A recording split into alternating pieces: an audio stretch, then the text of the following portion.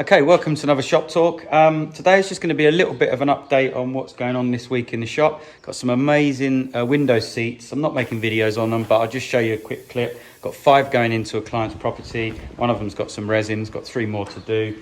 Let you have a quick look at those.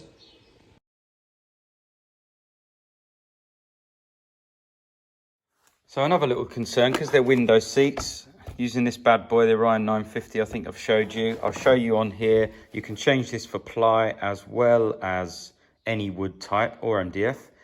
So I'll just show you how I matched using the kiln, how close I got the 2 pieces.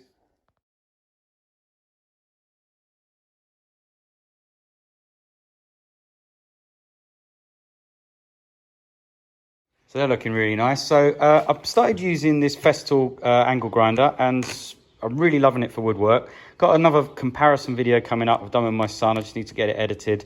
But someone asked me about these wheels. I've started using a lot of these M14 different types of wheels, grinding discs and that for stuff like this table here. You can see this kind of natural finish that I'm doing with the angle grinder. I'm going to do a little video next week on these different discs that I'm using, so you can all see what I'm using. Now, you're probably familiar with these cut-saw discs. They're quite expensive. I've had these forever, coarse and a fine. They don't seem to wear out, which is awesome. They are quite heavy, so in the battery angle grinders, they're quite, you know, they drain the battery and they're a bit more torquey. But what I found was, and I'm going to do a video, I'll put a link in the description to these. I've not tested them, so I want to use them first. I found these on Banggood. They're really lightweight. I've used this 81 quite a bit, and so far, I'm sure it's not as good as cut-saw, but so far it's not worn. So I'm going to test these for a week or so. I will do a video, but if you just want to get yourself, you know, something cheap, I'll put a link in the description, affiliated link, and that does help me. But I'll do a review for sure before we go any further on those, and I'll put links to these when we do them. We'll compare them all. So that's something that's coming up. Hopefully you'll find that interesting. Now, the other day I was struggling. This is lighting. So I don't know if it's my age or what it is, if I'm honest, but I just seem to need a lot of light around me. In the evening, it's a nice, lovely day in here, so it's not a great day to explain it. But I spotted this when I was on Banggood. You know how I love my Banggood bargains. Now these, I'll put a link. What I bought was, I bought one of each. So traditionally I was using this old IKEA light. I was just sort of clipping it on the back of here, but it was never right. And then I bought this on Banggood.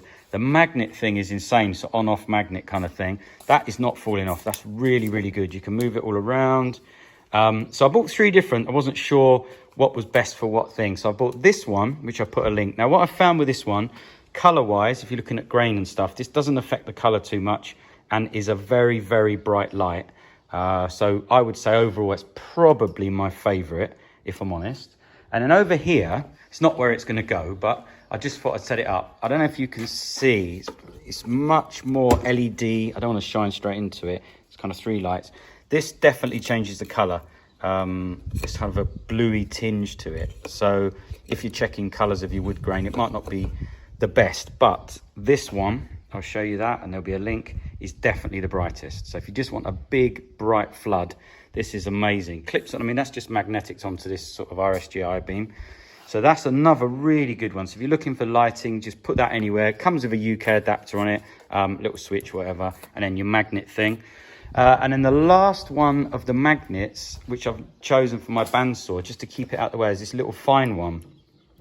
So this has definitely the least amount of flood lighting, but the footprint obviously not in the way. This is perfect. I love these on the bandsaw to see what's going on. And I've been using one for years, but again, it's been an IKEA one. So again, if you come around the back of this little light, it just has one of these switches on and off. And, you know, as I say, it's rock solid. I'm not going to pull that off. In fact, you could, if you could manage to thread, it's a thread. I'll take one off and show you. It's a thread. You could use that as a stop on your saw and just thread this into something. So I'll take one off and show you. Screw that in.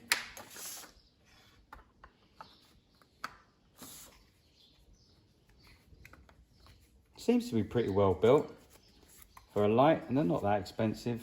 So simply with these magnet, switch magnets, you're going to put that on there, turn the magnet, and that is it. It's locked on, it's not moving. It's absolutely brilliant. It's not for that saw, but just to show you. And then while I was there, this is another little cheapo. This can be run USB. It does feel a bit plasticky, but it's bloody bright. This is if you drop some screws down the back of somewhere. I leave this on my windowsill so it's always charging, and then I dropped something under there and I just couldn't find a light. So big slabs like this I'm doing on my router sled, which is really good. It's a combination of a rail system that I come up with and Take One Too. And I'm testing a new lock for the router sled. So if you guys have bought one or you're thinking about it, this is going to be looked at in August. I'll take you outside and just show you this prototype locking system. It's working really well at the moment. Okay, last thing today, thought I'd show you on this update. I'm pretty excited about it. If you've seen me use this sled before, I actually sell the cut list for this, and I do sell in the UK the full system. I am actually now a dealer in the UK for Take One Too. And I can supply the profile, the whole system ready to go. I do also have a build video for people who buy the system.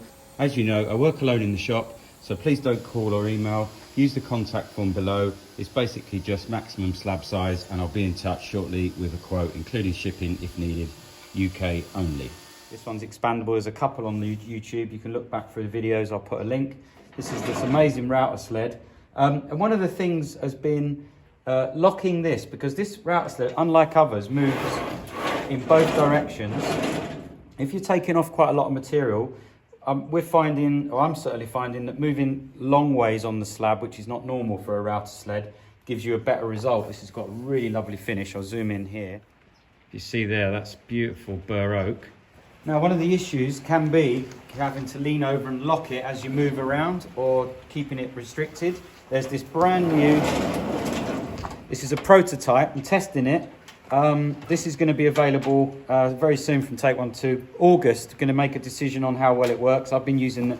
And basically, you move it around, and then you can just lock it simply in position, move it in, lock it, or leave it a bit loose, just on the right edge, and now you can very easily move it around, and it doesn't want to jump around, and stays really, really level. So that's a lovely update. You can see here, I'll give you a close-up. With this, you just simply put your extended arm into that slot, lock it down, and then you've got a lock here, lock it there remotely, saving you having to go over to the main sled and lock it. Now on this router sled, to make my life a bit easier, I've stuck an old trend router in. I've had this thing since, I don't know, 2003 or 2002. And it's got the adapter on it, or the sort of rise and fall, what you'd use on a table. And I'm finding it really handy. So you move it in. Once you've done a pass, you just give it a crank instead of lifting it and locking it. So I'm quite enjoying that. That's it for this week. So real quick one. I've been really busy. I've got so many videos to edit and show you. I've got a table build. I've got a plunge pull. I've got other bits all needing to be edited. I'll get those edited as quick as I can. Get them uploaded. It's been really, really busy, which is good. And if you've been following me along, we've just had the money back from one of the shows, so that's quite positive. There are now no shows this year. My next show will be Grand Designs. I think it's in March 2021. So we now know that that is the next show, which is quite nice. A bit of a relief. I've got some good projects coming in, so I'm okay, which is nice. I hope you're all doing well with this lockdown stuff still carrying on. And until the next one, really thank you for your support. Please give me a like and a thumbs up if you do like these. Thanks so much to my Patreons. It's a growing thing there. I'm trying to give you more diaries and more in-depth. I hope that's working well as well. Thanks a lot. See you later.